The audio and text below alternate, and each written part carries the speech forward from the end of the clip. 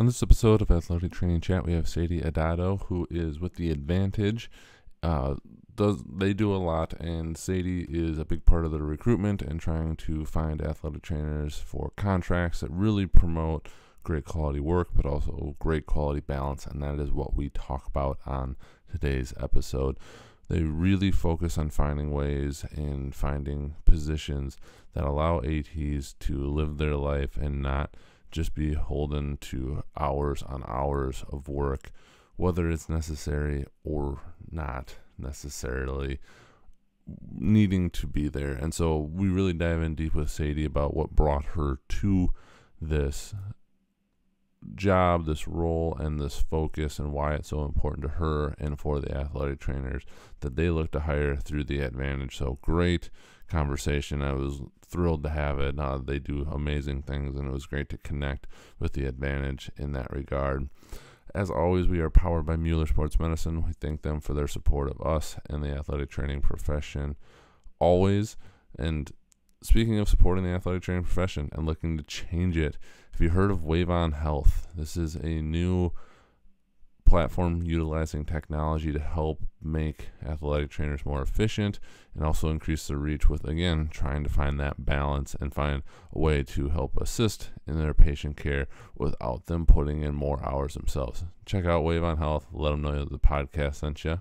But without further ado, please enjoy this episode.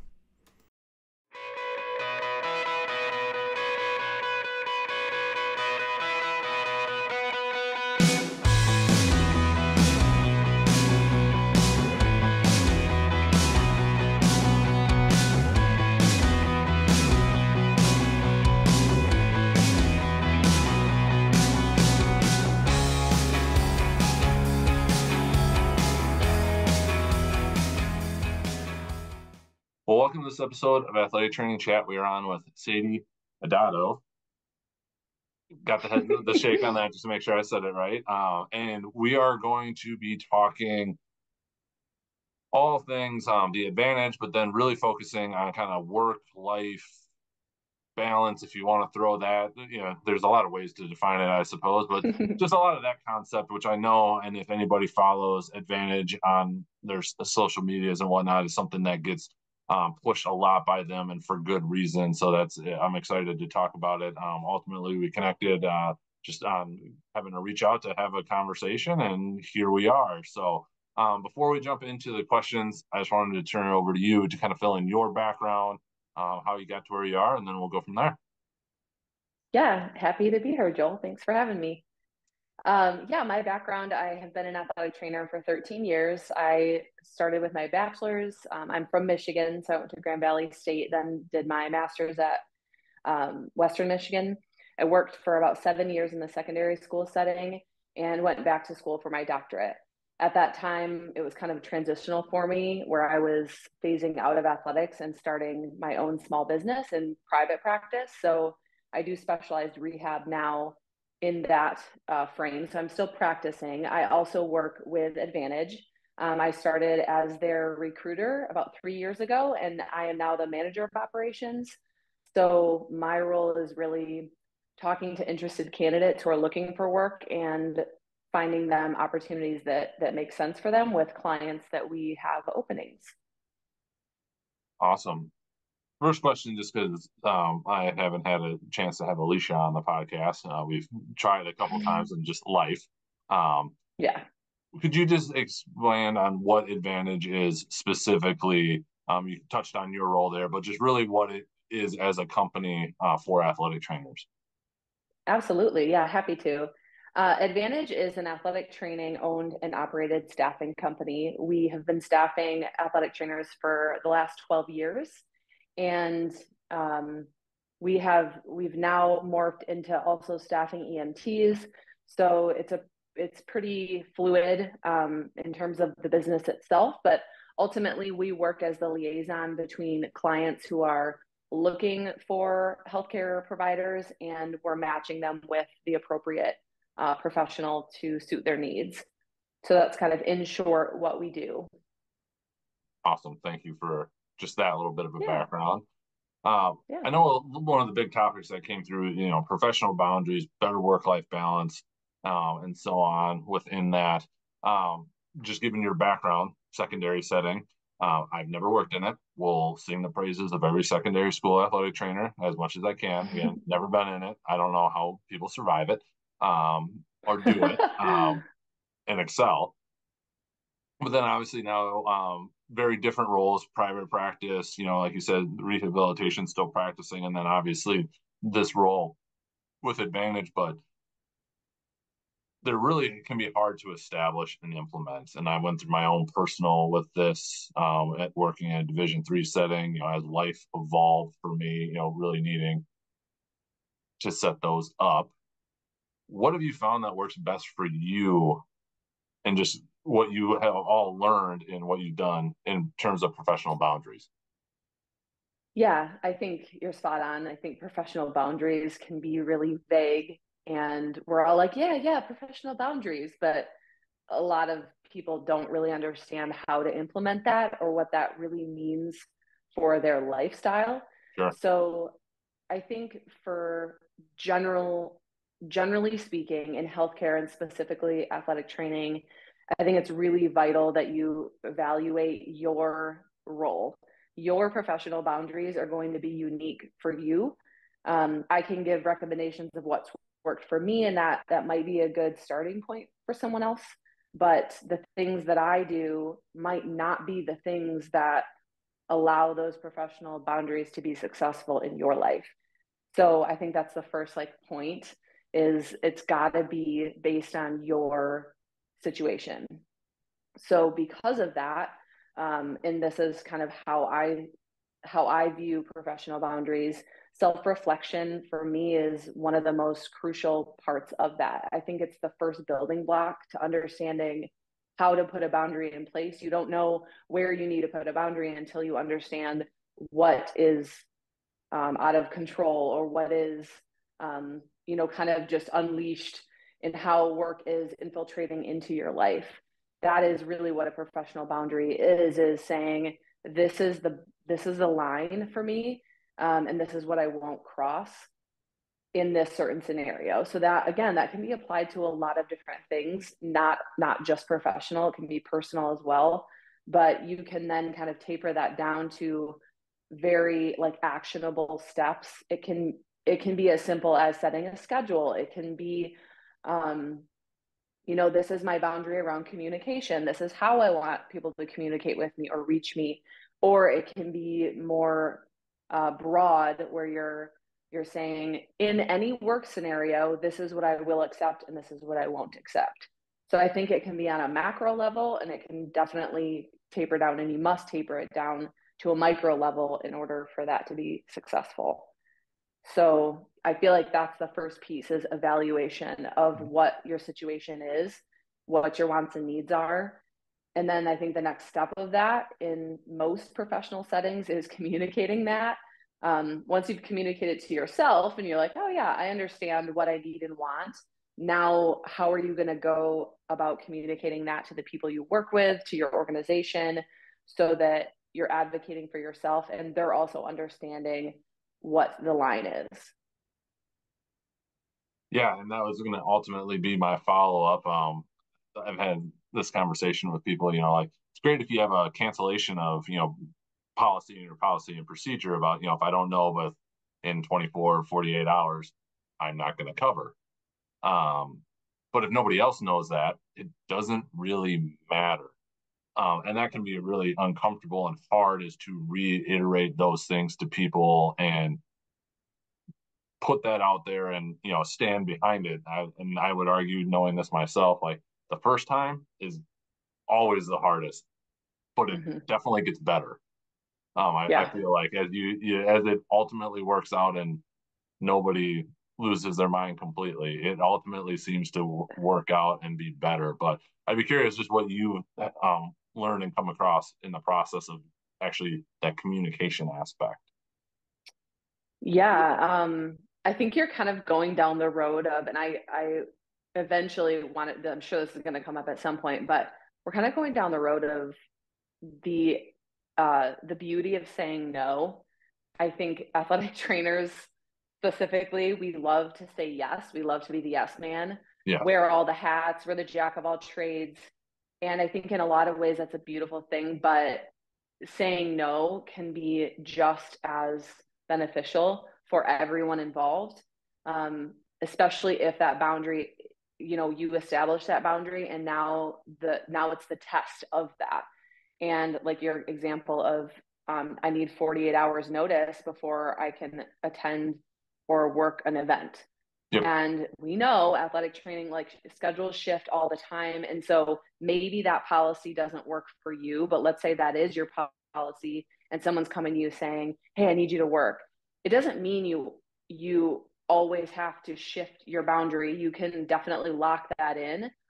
But I think that your boundary provides you an opportunity to protect your own time and say, nope, this is my policy. So I guess you're going to have to find additional coverage for that, or whatever the answer is. And like you were saying, it's really hard to do at first because it feels so foreign, but the more often you do it, the easier it gets. And also it's like, it's training, right? You're training your organization for you to be successful at work. And if you're constantly going back on your word, your integrity is not even true to yourself. How is your organization supposed to trust what your policy is if you're the one going back on it, right?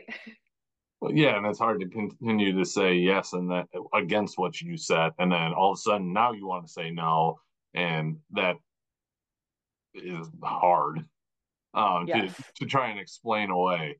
I was recording it earlier. I'm glad you brought up no. Is I still haven't learned it as well as I need to, but no can be both an answer and an explanation, and just leaving it at that, and not diving into everything else that could go into an answer.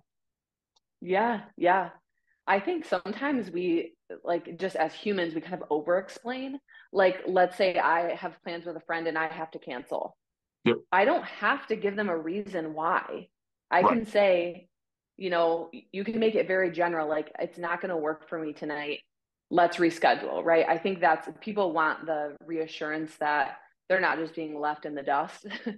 but you can still protect yourself if that's what you need in that moment. And that's just an example of like a personal boundary. But you can do the same thing professionally. Diving a little bit more into work-life balance. And from what I've gathered from Advantage, you guys staff across all kinds of different settings. It's not just, Yep. 8 to 5, 9 to 5 ones, but obviously some of those positions allow for better work-life balance, or however we want to define that. For me personally, going from a collegiate one to a clinic definitely shifted that for me.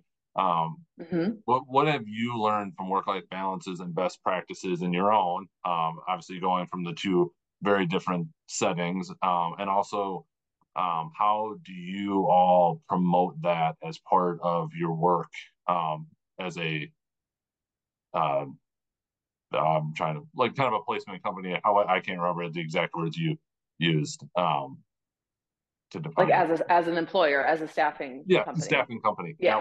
That was the one. Yes. Yeah, I gotcha.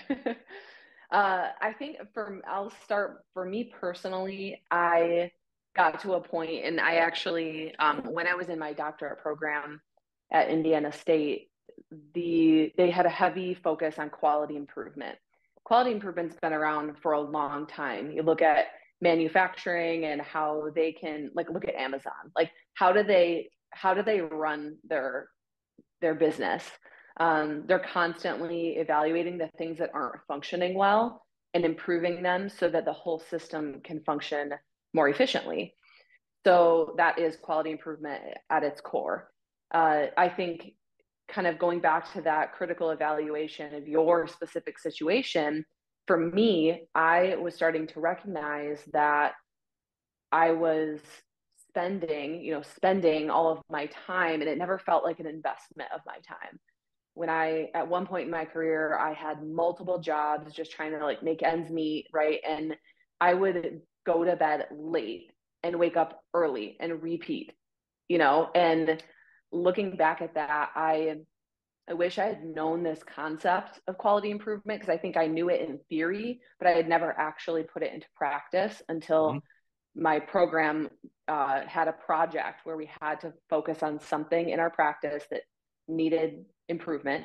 And the first step of that is evaluation. The next step is implementing a change, and then you reevaluate again, and you just repeat that. And for me, it was time. So I critically looked at my time, and the first step is just evaluating it like a science project. It's objective. You're just watching, like, how am I functioning? Then I realized that a lot of my time was being spent in ways that could definitely have been improved. For example, documentation. I was spending equal amounts of patient care time as I was to documentation. Because at this point in my career, I was billing insurance. And so this was a whole new world for me.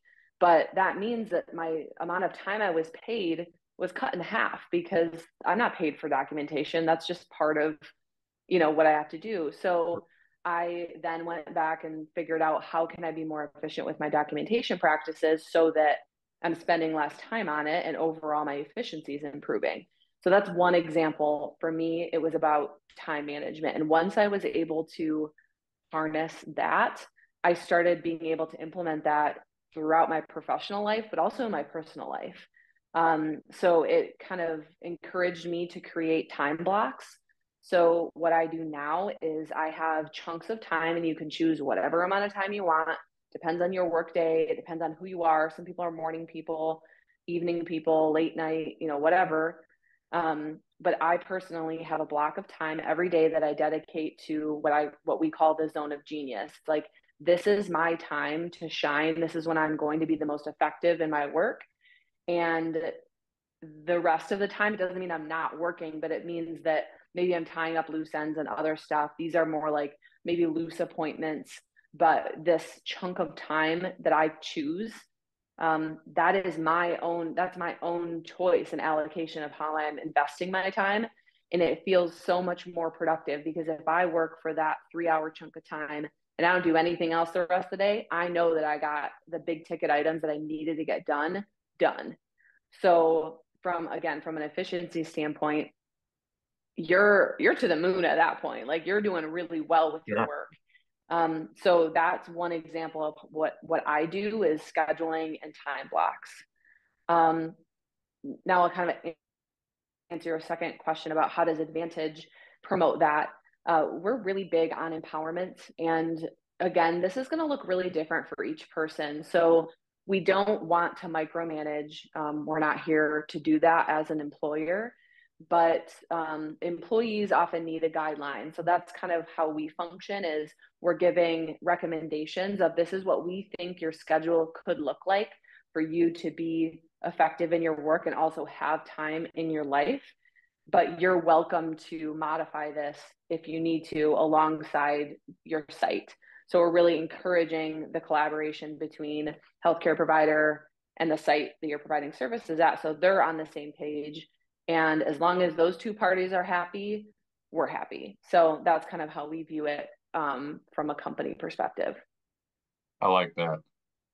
If you don't mind me asking, the time block, where did you get that out of a specific resource or a combination of? Because I know I've read people that have done that before and kind of like mapped it out, like truly like kind of scheduling out your day like that to make sure you're taking advantage of those times. So I was just curious.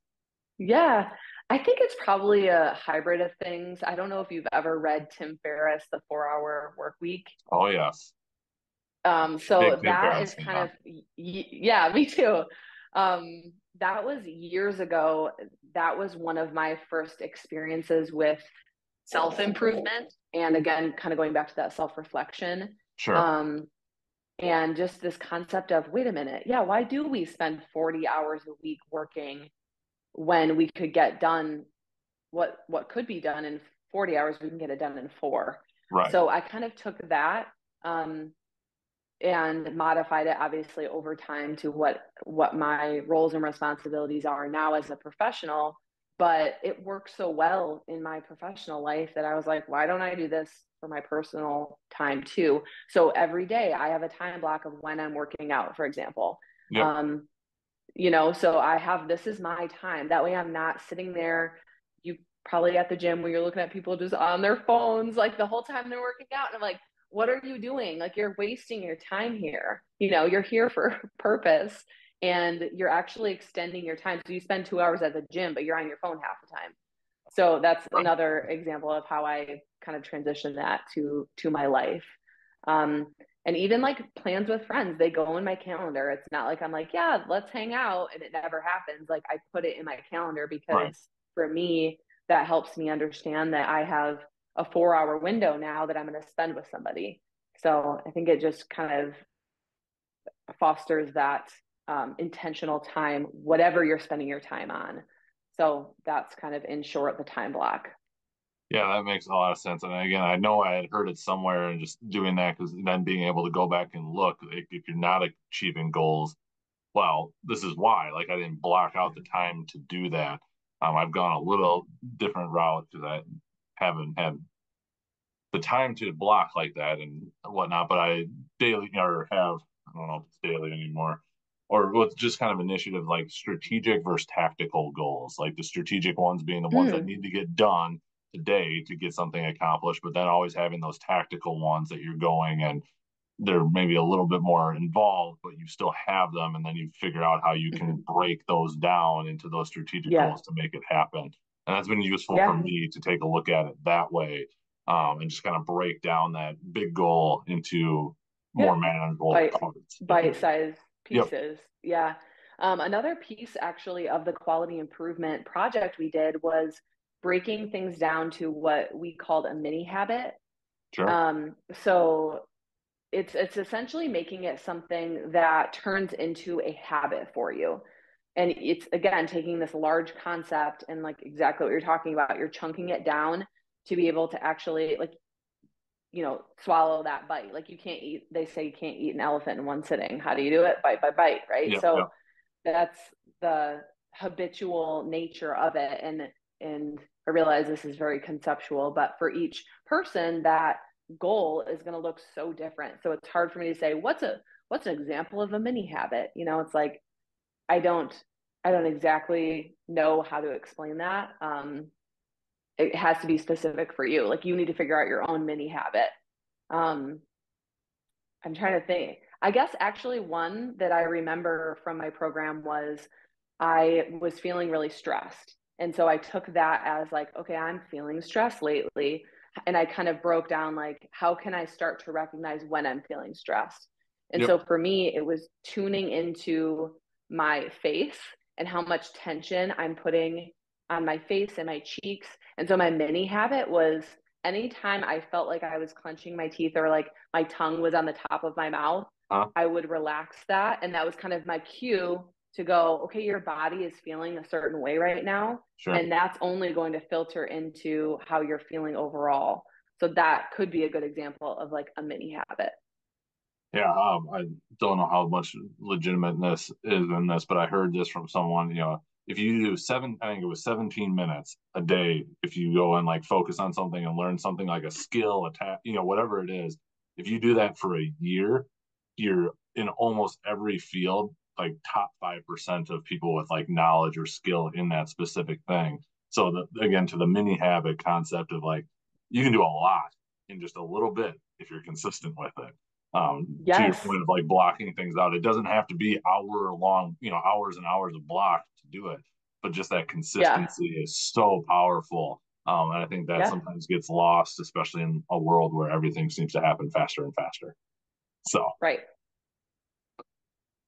within kind of the context of what we were talking, one thing that came through was the importance of fulfillment and really getting the most out of it. And I think everybody probably has had some job where yeah, it was a paycheck and great, but there wasn't the fulfillment there. Whereas maybe a Mm-hmm. job that didn't pay quite as much, or whatever it may be, but you felt like you were getting something out of it. How do you Yeah. see the importance of fulfillment, especially in work-life balance? I don't think you can have one without the other. I think in order to have balance, or in order to have fulfillment, you must be balanced. And you will never be fulfilled unless you have balance. So I think it's an ebb and flow, right? Like balance is literally that. It's this kind of give and take. So I realize, like, with the time blocks we've been talking about, that's a very structured, seemingly rigid concept. But ultimately, when you go back to the consistency piece, I don't follow my time block 100% of the time. I'm not a perfect person, but I follow it 80% of the time. And therefore, I have a leeway of that 20% where I can kind of give and take. And I think that is what balance is at its finest. But from a life perspective, our lives are not our work. As much as we might spend most of our time at work, that is not why you're on this planet, right? Your purpose here is not work. Now, you might be able to dive into that and say, but I feel very purposeful in my work, which is amazing. I hope that for most people, that the time they are investing in work is fulfilling for them. And so, yeah, I really think that the more harmony you have between your life and how work fits into that, the more fulfillment you're going to have, no matter what you choose to do with your work. As you mentioned, the 80%, I only could think back to the 4-hour work week, and was it Pareto's principle, the 80-20 rule, of everything. So I like that you brought that up. That it doesn't have to be that 100% of the time, but if you can get it 80%, you're crushing. Yeah, that goes back to quality improvement too. That's a tactic they use in manufacturing, is what 20% is compromising, what 20% that's like not going well is compromising the 80% that is going well. Yep. And I feel like that's with everything. Like even relationships, you look at maybe a relationship with your partner or your family or your friends or kids, and you're like, this, maybe it's not flowing, maybe it's not going well.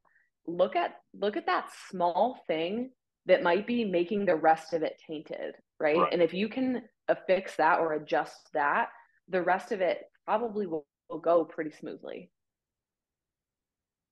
I couldn't agree more. It seems to pop its head up more places than you would expect, but apparently that's why it's got its own name as a principle. Yep. What are some of the more recent innovative practices or enhancements that have enhanced both clinician, fulfillment, work-life balance, but also translated into better outcomes for patient care or just otherwise in the function of a department or whatever it may be? Yeah, I think two things on this. The first being more of a personal, it's not an innovation and it's not recent, but I practice meditation, I practice yoga and breathing techniques. So for me, that's an example of something I can do and I can practice every day that is going to make me show up better than if I didn't do it. And I think caring for yourself, and that's how like self-care plays into this work-life balance. And I realize these are like hot topics right now, but that's how and why that plays into the bigger picture of your fulfillment in life. So for me, that's something that is really helpful, even moment to moment, like in a moment I'm stressed. If I do a breathing exercise, I'm going to feel better afterward. I think another thing that's a little bit more maybe catered to people that are more objective, because I know meditation, yoga, breathing, those can feel a little subjective for some. Yeah. So I think an objective thing for those that are more logically minded would be, and again, not a recent or innovative practice by any means in healthcare, but in athletic training, we historically don't schedule appointments. We don't schedule patient appointments. And this always kind of blew my mind because we want to be seen as healthcare providers. We say we operate a healthcare facility, but very few athletic trainers actually schedule patient appointments. And I think that shifting that dynamic, you're only going to be able to serve your patients more directly and more intentionally.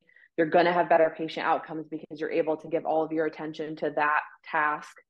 And even if these appointments are 15-minute, 10-minute, 5-minute, I know in especially secondary school setting, it's like school ends and the floodgates come in and all these kids are, lined up. But it doesn't mean that you can't operate with a block schedule even in that sense. Maybe the first hour after school gets out, that's when you're triaging. Basically, you're like, okay, who needs something urgently? If you don't, you're scheduling an appointment with me so I can do an evaluation or something of that nature. Right. Again, I'm not you. I'm not the athletic trainers listening to this. So you're going to have to figure out what functions well for your scenario. But I really challenge you and encourage you to think, how is my facility not operating like a doctor's office would? Yeah, just to reiterate that, I think that's such an important point. In the university setting I had been in, which is easier than the secondary setting just because of the way classes and everything are set up, obviously, but would do a lot more scheduling for long-term rehabs, things like that, in the morning, or even focusing on rehab outside of that pre-practice scenario, and use that pre-practice scenario more as okay, now we're getting things together, we're getting you ready for practice, not so much the full-on rehab. And it just made a better interaction with the patient. It gave them more time. I think we use like 20-minute appointments or 15, where then you could almost overlap. You get somebody started, kind of get them going. You could bring the next one in if you were really busy. And then I know for us, with COVID and everything, we had the restrictions on how many people could be in places. And so scheduling was there. And I think they continued to use that even after COVID, again, just to kind of help control traffic flow and be able to really pay attention to that person one at a time or a couple at a time, and not 12 walking in, and nobody's getting the benefit out of that one, unfortunately, just because it's chaos. Right. So yeah, I think that, like you said, not new, and can be simple, but highly, highly effective. Anything else around, and I know you got a resource plugged in here, so I will let you talk about that too, around work-life balance, boundaries, fulfillment, that you wanted to cover, and obviously the resource that I subtly alluded to, or not so subtly, here. I think just as a general statement, I really want to encourage athletic trainers to see that they have the power. They have the I don't want to say control, maybe that's not the word I'm looking for, but you have the ability to set yourself up for success. I think very often in the field of athletic training, we feel like we're being told what to do by the organization we work for and that we don't have control over it.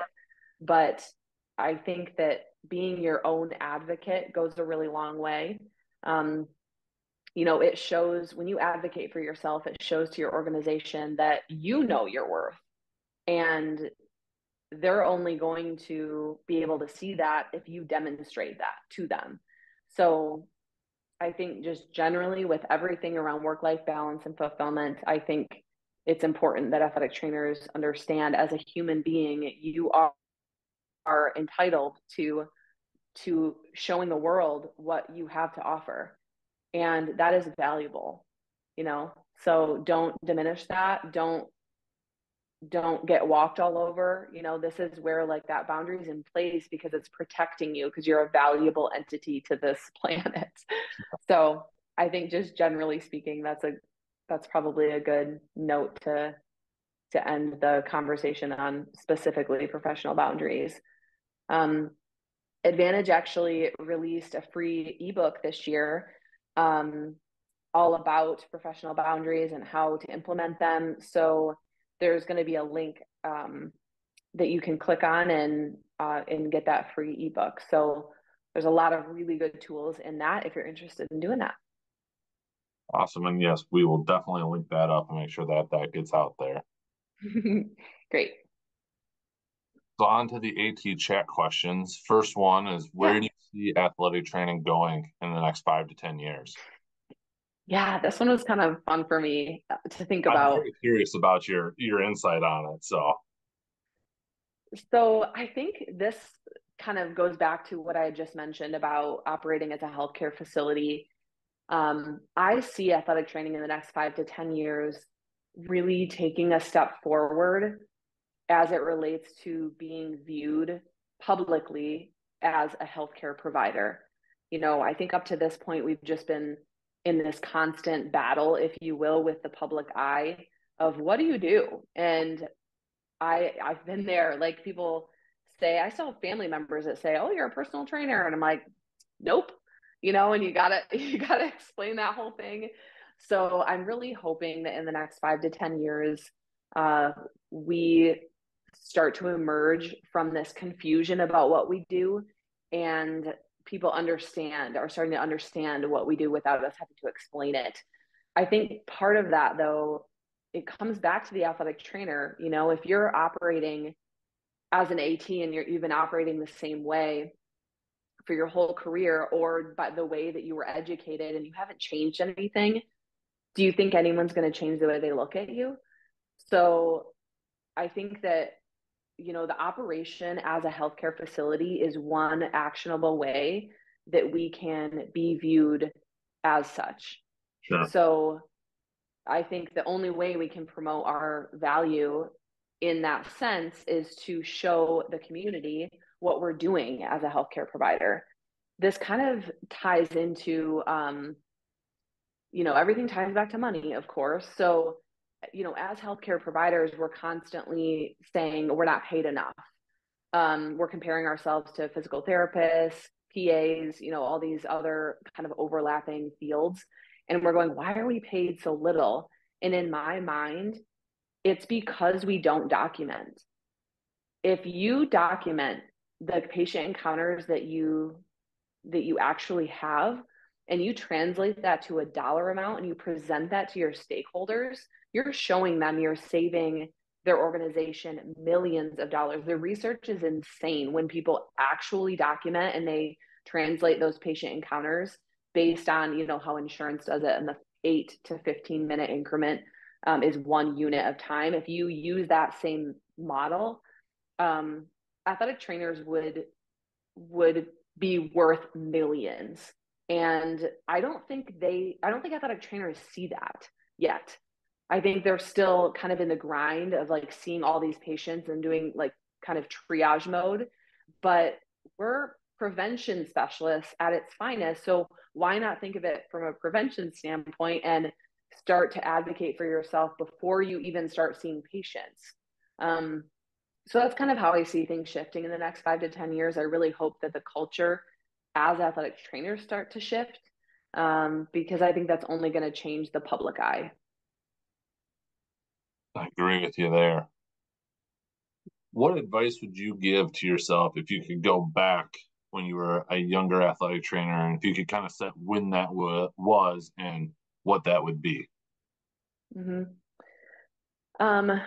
My career path is the way it was, and I don't have any regrets about it. I wouldn't be here today if I hadn't have gone through the things that I did. So with that said, I think if I could speak to myself as a young athletic trainer, I would tell myself to not be set by the expectations that you think other people want from you, or that your organization wants from you, or the profession wants from you. I think I would encourage myself a lot sooner that it's okay to be innovative. It's okay to do things differently. If I had done things differently in my early career, I think my trajectory would have been quite different. But there was a lot of boxes that I think I put myself in just because my education taught me one thing. I got out of school, I started doing what I was taught to do. And depending on your education, that might have be a really good thing. But in other scenarios, some of the education is kind of old school. Not that you can't learn from that, but I think the ability to pivot and change and shift gears and mold is so vital, and you can apply that to your practice now. You can start looking at things that aren't going well and start to change it and change the routine. So yeah, I would say I wish that I wouldn't have followed the expectations of what I thought I was supposed to be doing, and just followed my gut on what I felt was right and what I wanted to be doing. I concur with that one. Most students that I end up working with, I was like, I feel like I'm 10 years behind where I could be because I just didn't get it. And it's taken me this long to figure it out. So this is me trying to drive you to get ahead and do it Yeah. sooner than I did. So that one hits home pretty good for me. Yeah. What has been the most influential resource you have found in your career? Oh, this question was actually really hard for me to answer, Joel. And finally, when I got it, I was like, yes, that's it. And It is based on time. what you wrote down, I haven't had this one, so I was excited to see it. Oh, cool. My most influential resource is time management. And again, I got that from understanding and being educated about quality improvement. And I recognized in my own life that my time management was really poor, professionally and personally. I was burnt out, and I experienced that very, very deeply in all aspects of my life. And um, now I think that things are flowing better than they ever have, because again, I'm able to say, this is what I need, and here's the block in which I'm going to make that happen. So yeah, I would say time management is definitely the most influential resource for me. I like it. As an AT in your role, how do you take care of yourself? Yeah.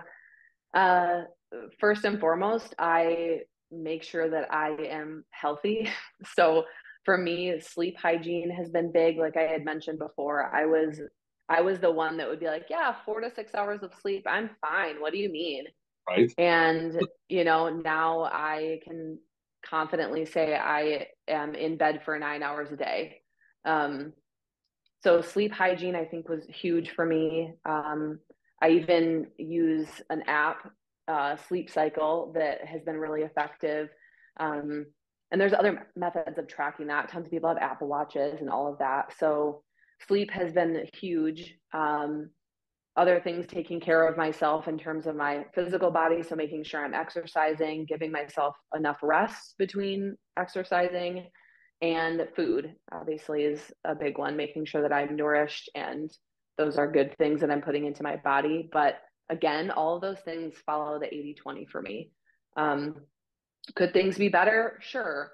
But for me, this is where I think things are functioning pretty well in my life. If it ever gets to a point where I'm like, man, this is not going well, that's again an opportunity for me to reevaluate. But that is how I take care of myself as an athletic trainer, so that I'm prepared to go into my role. Absolutely. If you could change or eliminate one thing, could be a modality, a common practice, a mindset, anything of your choosing in the field of athletic training, what would it be? I was laughing when I saw this question because I felt this way for a long time. And it's funny because in my earlier career, I was one of these people who had this mindset. And so now I'm looking back and I'm like, man, I wish I wouldn't have that mindset. But it's the mindset that athletic trainers are slighted. We're the profession of all healthcare professions. We're the ones that are treated the worst. We're overworked, we're underpaid. Like it's this rhetoric that is completely exhausted. I've been hearing it my whole career. I've been hearing this for 13 years. So why has something not changed? And again, that kind of circles back to, you're the agent of change. If you're hearing this rhetoric for 13 years, that's exhausting. Like that's at one point in my career, I remember saying, I feel like I'm in a bad marriage because I kept giving and giving and giving, and I wasn't feeling like I was getting anything in return. And again, I reflect back on that and I'm like, well, there was a lot of things I could have done to improve my situation back then. Now I know these things, so hindsight's 2020. But if I could eliminate any one thing, it would be that negative attitude. Because you're an athletic trainer, you're automatically overworked and underpaid. And it doesn't have to be that way. So I think if athletic trainers can shift that mindset, I think that that's only going to, encourage them to make the change that they're seeking in the world. I like that. We've had, I think, versions of that, but I really like how you put that for that one. Agreed. Yeah. Yeah. Especially if you get an opportunity to change it and you don't take advantage of it. In a lot of instances, I feel like that kind of removes your ability to then complain about it if you're not actively taking those steps to try and make it better. Yeah, exactly. And this kind of ties back into the very first part of our conversation, which was say no. Say no to stuff. It's okay to say no. It's okay to say no to a coach that is asking something that you're not comfortable doing. It's okay to say no to your administration if they're wanting you to work on a holiday when you were expecting to have it off. Yep. It's okay to say no to friends and family of things that you don't want to do. If it's not sparking joy for you, why are you investing your time in it? Because time is an extremely valuable resource. It's all we have, So yeah, it's okay to say no. It's okay to refer out. Like I think a lot of athletic trainers feel like I can do it all. I can do everything from emergency care all the way through rehab. I can do it. I can do it. It's like, yes, you can. You have the skills to do it, but you have the resources to do it, and time is included in that. So if you don't, refer it out. There's other providers that are qualified and capable of a similar thing. So if you need to delegate that responsibility, that's on you. And I think that is how we can start to shift out of this mindset of I'm exhausted. Well, if you're exhausted, ask for help. There's help out there to be had. You just need to claim it. You need to say, I do not have the capacity to do this. And that's okay. You're not failing. In fact, you're probably setting yourself up for success and the patient up for success in a better scenario compared to if you were to try to do everything all the time. Yeah, I think that's really well put, and I hadn't thought about it in that regard, but it's a really good angle to look at that from. And I agreed. Final question: what does being an athletic trainer mean to you? Yes, this one I had to think about for for a little while, but it just kept coming back to the same thing, and that is I am an educator. As an athletic trainer, it is my job to educate my patients, my community, those around me. Obviously, I have a specialty in sports medicine, prevention, wellness, rehab, all of that, but those are just specialties. Those are just extra things that I am good at educating in. So in the big scope of it, it all comes down to, are you effective in your education to your patients? Because they're going to take that information and they're going to have that with them their whole lives. And if you're a successful educator, then they're going to take that in their own lives and hopefully, down to their teammates or their community or their children or what have you. I like it. I like the way that you framed it as the educator. I really like that perspective on it. Well, we covered a lot, and I appreciate it. If people wanted to connect with you, follow you, reach out with interest or questions, what would be the best place for them to do that? Yeah, the best place would be ATvantage has all social media, so we're very present online. Our website has a lot of great resources, so you can reach out to me that way. Sadie at theadvantage.com is my email address. You're welcome to reach out to me there. And then my personal Instagram is Sadie the Rose, at Sadie the Rose. So feel free to reach out to me either way. Yeah, happy to chat.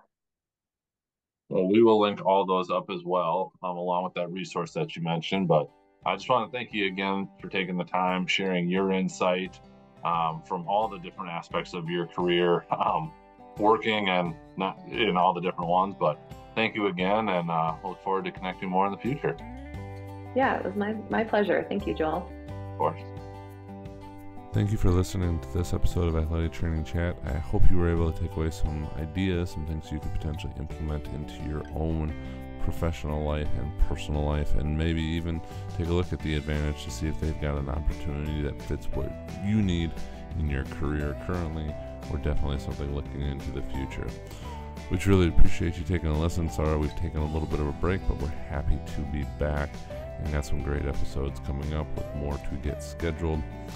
If the idea of journaling is something that you've always been interested in, but you don't know where to start, we've got a solution for you. Check out the Athletic Training Daily Journal. It is a journal put together by Rick Cox and I, where we took passages and quotes from some of the books that we've enjoyed reading, and then put some prompts and questions to them that focus on the athletic training profession, and really just a way to start spurring some ideas and some reflection, and hopefully letting you get something out of it. If you want to check out a 14-day trial, head over to clinicallypress.org/shop.